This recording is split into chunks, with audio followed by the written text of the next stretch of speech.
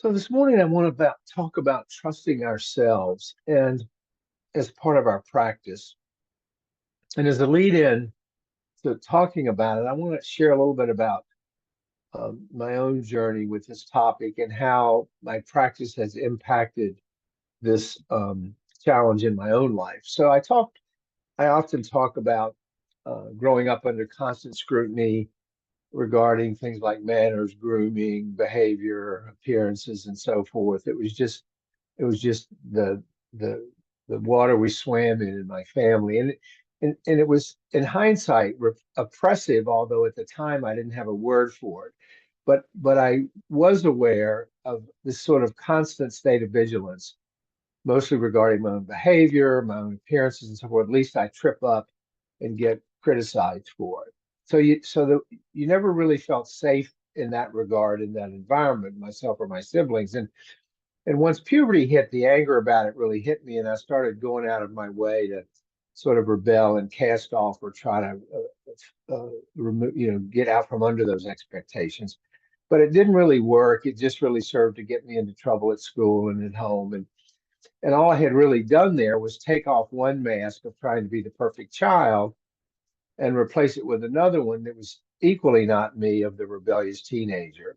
And with either mask, or with both masks, I should say, I acted how I thought I was supposed to be in order to fulfill the role that was being imposed on me. So I lived with this sort of fear of not being accepted, not being good enough, feeling ashamed of who I was, and suffered with worry and stress about my image, about how I was doing, living up to whatever role I was trying to live. And not only did I not trust others, I mostly did not trust myself. And that's the topic for today. I was afraid that I would misstep, that I would be exposed. And I think is a common developmental theme for many of us, although it takes on different emphases.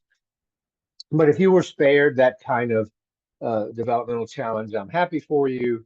But for those that weren't, I think you know what I'm talking about. So with that introduction, I want to talk about the importance this morning of trusting oneself from the perspective of our practice. And it's a fundamental concept on this path because it's deeply intertwined with the principles that we talk about of self-awareness, of mindfulness, of inner wisdom. You know, the Buddha taught that each of us has the potential within us for waking up to more joy and more serenity in our lives. This inherent potential, which is often called Buddha nature. Uh, it means that we possess the innate capacity for wisdom, for compassion, for inner peace and serenity. And trusting oneself is about recognizing and believing and embracing this inherent potential. Some of us don't even know it's there until we start looking for it. And this is the one of the gifts that this path has given me, and I think has given many of us. It's one of the key teachings. There is a key teaching from the Buddha that emphasizes the self-trust, and it's found in the Kalama Sutta. And if you remember in this discourse, the Buddha advised the Kalamas, which was a community, to trust their own experience, to trust their own discernment rather than blindly following others or buying into others' expectations or buying into others' roles for them. That they shouldn't blindly follow texts, teachers, or traditions. Rather, he encouraged them to investigate, question, to rely on their own direct experience to discern what is true and beneficial for them. And this teaching underscores the importance of trusting one's own inner wisdom and one's own intuition.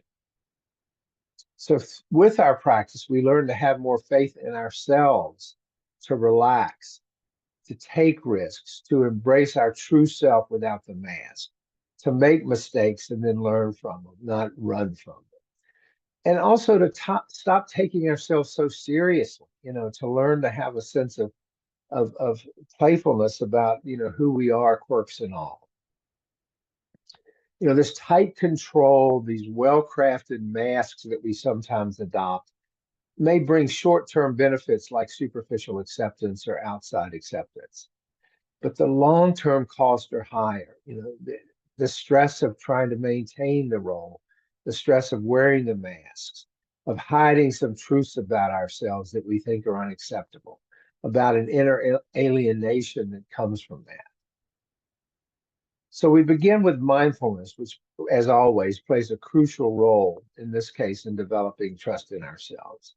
Because with mindfulness, we learn to observe our thoughts, our emotions, and our actions without judgment. We learn to observe them with acceptance and without judgment.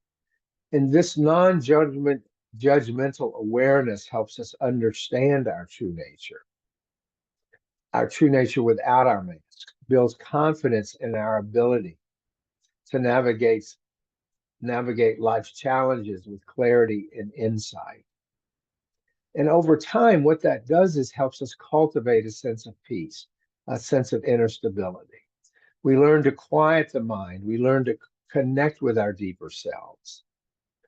And this fosters a sense of trust in our own inner guidance. We stop looking outwardly so much to see how we should behave and how we should be, and trusting our own inner sense as the best compass for how we want to be in the world, to how we want to be more attuned to our own needs and aspirations.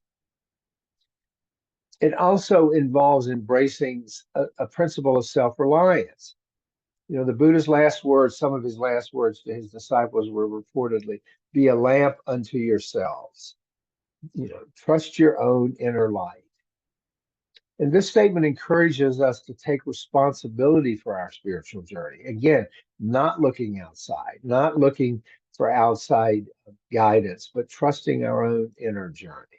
And it reminds us that while teachers and external guidance are helpful, the ultimate source of wisdom lies within us. The ultimate source of wisdom lies within us. Now, this doesn't mean that we act selfishly, impulsively, recklessly. No, because we bring our morality, we bring our ethics, we bring the best parts of this path to these decisions about the wisdom within us. It also does not mean that we're prisoners to the ego, that we're always trying to get that adoration and that affirmation externally. So it involves a balanced approach where self-trust is coupled with ethical conduct and is coupled with compassion. Trusting oneself from a Buddhist perspective is about recognizing and nurturing our inherent potential for wisdom and compassion. And we do this by cultivating mindfulness, by embracing self-reliance, and aligning our choices and actions with our ethical principles. We can't do this without a strong ethical foundation. But when we do so, we navigate life with greater confidence, greater clarity, and greater peace. We enjoy the freedom that comes from dropping the masks and the spaciousness that doing so gives us. And that's really where I have found so much relief from those earlier masks in my life. Just finding a little taste of the freedom that comes from setting the masks down, not trying to fit the role that someone else expected of me, imposed on me. Now, I'm not saying I've shed it all, believe me, but I'm saying, I have much greater awareness of those masks and when they show up and when they try to get put back on. So let me stop there and get some thoughts from you about trusting ourselves.